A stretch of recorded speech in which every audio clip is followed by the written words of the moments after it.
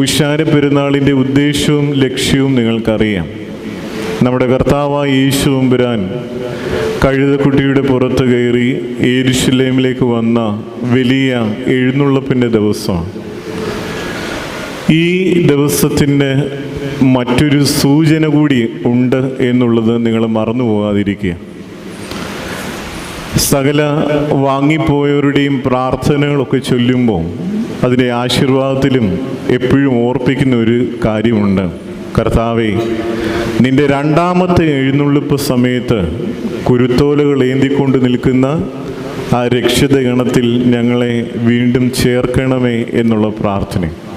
എന്ന് പറഞ്ഞാൽ നിങ്ങളുടെ കയ്യിൽ തരുന്ന കുരുത്തോലകളും നിങ്ങൾ വിതറുന്ന പൂക്കളും ഒക്കെ കർത്താവിനെ ആ ഊശാന പെരുന്നാളിൽ വരവേറ്റ സ്മരണയെ പുതുക്കുന്നതാണ്. അതോടൊപ്പം